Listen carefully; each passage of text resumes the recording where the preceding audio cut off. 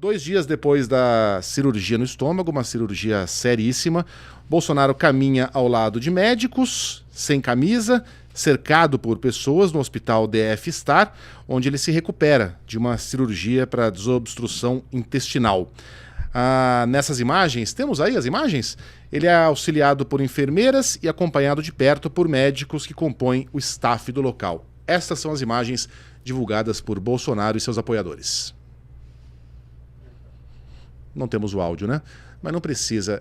Thaís, a recuperação de Bolsonaro de cada internação, e a gente deseja aqui pronta recuperação ao ex-presidente, é um reality show, né? Exato. A gente fica sabendo de tudo em tempo real. Enquanto eu via essas imagens, Luiz, e acompanhando mesmo, parece notícia repetida, né? Porque quando você compara...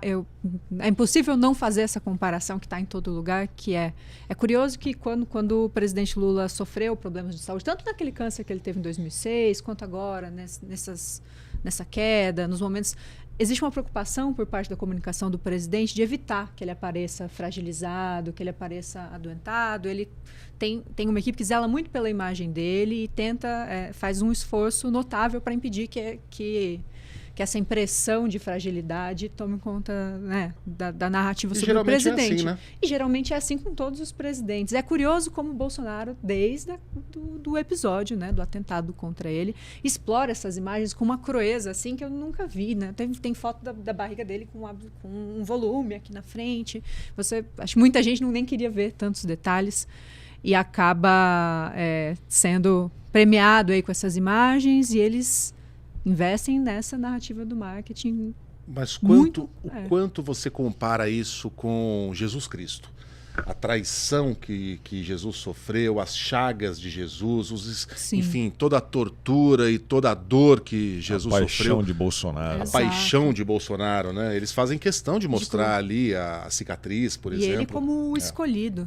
Tem alguns pesquisadores muito sérios com quem eu conversei em 2018, seguem acompanhando esse tema, que mostram que esse evento do atentado foi muito importante para que lideranças evangélicas que tinham mostrado alguma proximidade com o Bolsonaro lá em 2018 colassem de vez nele, e ele foi visto por muitos fiéis, segundo esses pesquisadores, como o escolhido. Então, alguém que passou por uma provação e que era ungido a partir dali. Eles exploram essa narrativa que tem algo de religioso realmente, mas, por outro lado, demonstra uma fragilidade da saúde dele que, entre as pessoas que não são, né, que já não são bolsonaristas raiz, eu tenho dúvidas do quanto isso engaja, se isso emociona, né? Um eleitor que está ali nesse terço que não é nem lulista e nem bolsonarista, o que uma pessoa comum pensa de tudo isso? Mas parece a estratégia de imagem dele tem sido a mesma. Mantém a tropa alimentada, né? Visto como um Marte, como um Messias. Você acha que é fragilidade o que ele passa? Porque, assim, eu acho que a percepção que as pessoas têm é justamente o contrário. Quando ele quando ele se expõe dessa forma. Olha como eu estou sendo corajoso, forte em expor as minhas chagas. Eu não tenho vergonha, eu não temo essa exposição. Eu acho que a percepção assim, não só do público dele, mas quem está no meio do caminho ali... Eles entendem essa imagem como alguém que, olha, o cara está combalido, mas está de pé. O cara que estava no caminhão de som gritando semana passada. Eu acho que a fragilidade é no sentido de veja como fui maltratado, né? Na minha tentativa de salvar o Brasil, mas eu não irei esmorecer, eu estou aqui tentando me recuperar, mas veja o que fizeram comigo, um homem forte. Então. A Thaís falou lá do... Eu acho que essa crueza se conecta com uma coisa também que ele explora desde 2018, que é um cara que ele pode ser um bronco, que ele é despreparado, mas que para parte da população, que ao menos ele é honesto.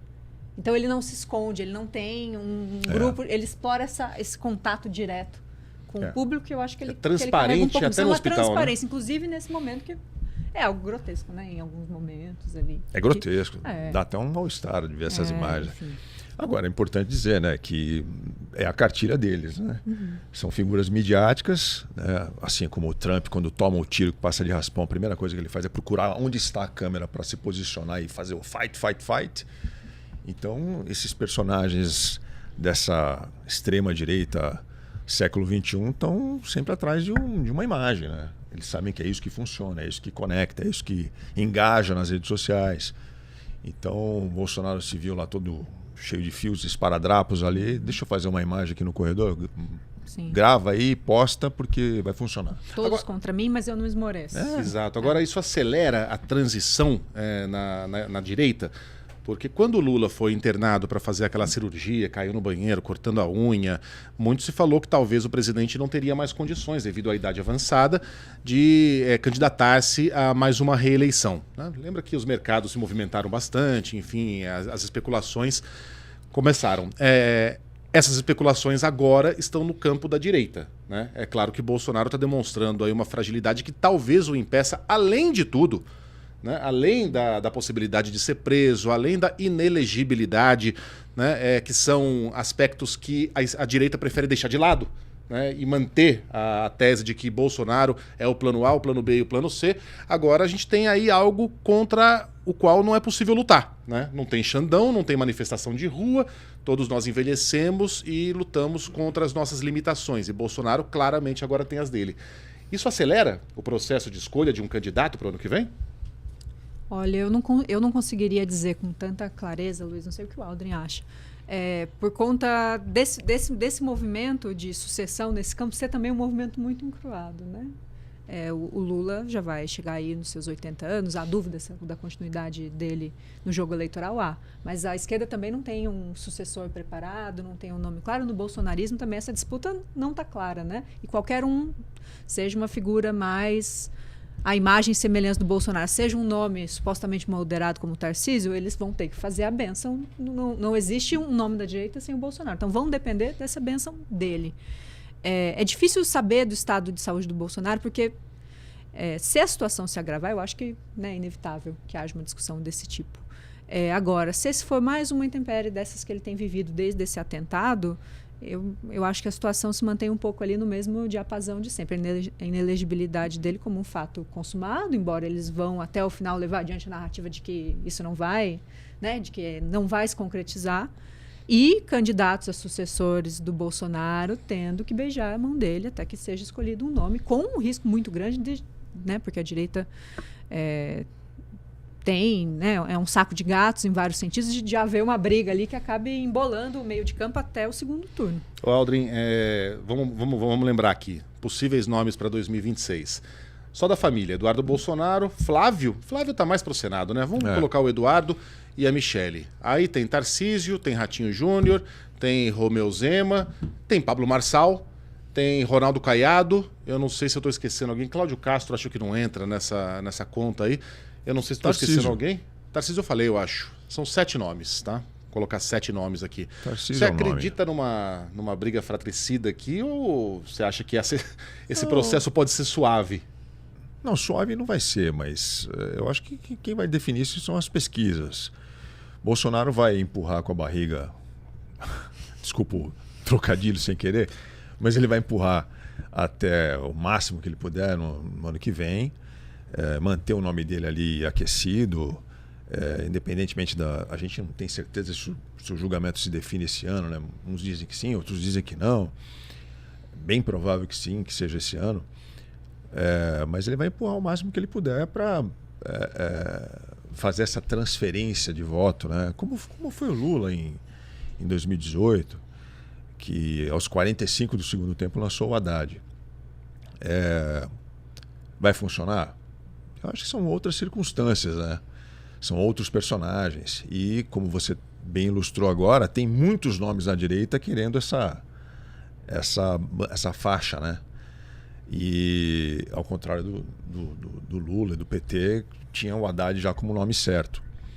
Então, eu acho que vai ter uma disputa ali interna, mas com nomes menores. Eu não vejo Caiado, Ratinho, Zema, muito menos com força para chegarem lá. Também não. É Tarcísio. Tarcísio ou Michele. O Tarcísio só perde para a decisão dele próprio de não se lançar, porque ele tem a reeleição dele é dada como certa, né?